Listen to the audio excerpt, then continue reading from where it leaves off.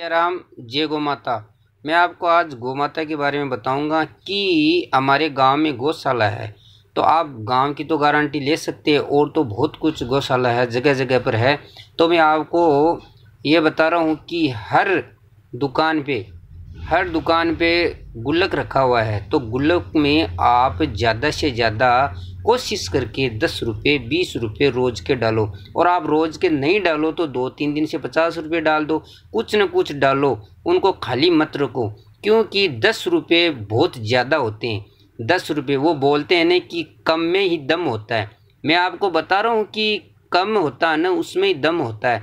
तो आप जैसे एक वटवृक्ष का बीज होता है, तो वो एक वृक्ष का रूप ले लेता है, तो उनकी छाया होती है और उसमें उनकी छाया में गोमाता बैठती है। उसी प्रकार हम 10 रुपये डालते हैं तो 10 रुपये 10 लाख का रूप ले लेते हैं, और वो हमें गोमाता कुछ न कुछ देती है, उससे फ़ायदा होगा हमारे। और एक बात ये और बताऊं कि घर पे गुल्लक नहीं रखा गया, और घर पे जो लोग बंदे हैं उनकी इच्छा होती है कि मैं भी गुल्लक में कुछ डालूं।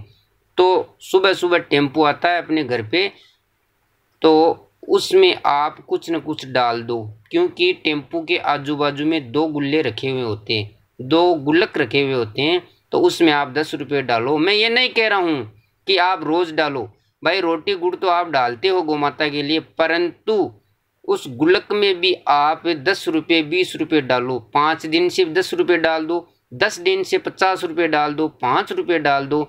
वो भी एक वटवृक्ष का रूप ले लेंगे, और आपकी इच्छा पूरी हो जाएगी कि मैं भी गोमाता के गुल्लक में कुछ न कुछ डाला है। क्योंकि दुकान पे तो सभी दुकान पे गुल्लक रखा हुआ है, और जिन दुकानों पे गुल्लक नहीं रखा है वो बंदा गुल्लक रखवा ले, तो इससे हमारा फ़ायदा होगा और 10 रुपये वो निकल जाएंगे। और घर पे गुल्लक रखते नहीं है तो टेम्पू के पास में गुल्लक आता है, तो उसमें आप 10 रुपये रख दो। और मैं तो यही कह रहा हूँ कि 10 रुपये बहुत ज़्यादा होते हैं, और अपने हिसाब से जो आपकी इनकम आती है उसी तरह आप धर्म करो। परंतु ये धर्म नहीं होता, ये कर्म होता है। भगवान कृष्ण ने कहा है कि कर्म करते रहो, अपने आप हो जाएगा काम। तो आप ये हम करते हैं, ये हम कर्म कर रहे हैं, धर्म नहीं कर रहे हैं। हम कर्म अच्छे करेंगे तो हमें अच्छा फ़ायदा होगा।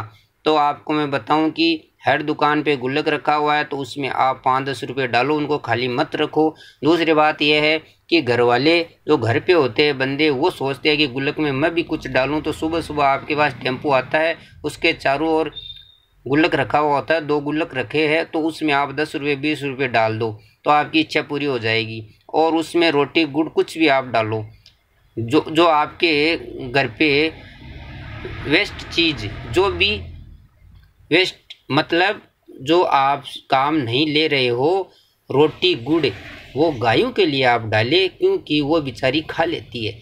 तो आप इन बातों का ध्यान रखना। सुबह टेम्पो खाली नहीं जाना चाहिए, क्योंकि उसमें रोटी आप ज़रूर डालो। दूसरी बात यह है कि उसके आजू बाजू में 2 गुल्लक होते हैं, उसमें आप 10 रुपये डालो।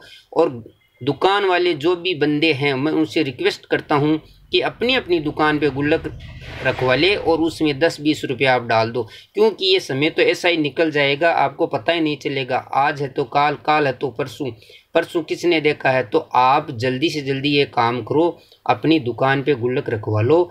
जिनके पास गुल्लक नहीं है वो रखवा लो, और जिनके पास गुल्लक रखा हुआ है उस पर विशेष ध्यान दो। आप 10 रुपये रोज़ के डालो। अरे 10 रुपये कोई मायना नहीं रखता, 10 रुपये नॉर्मल होता है।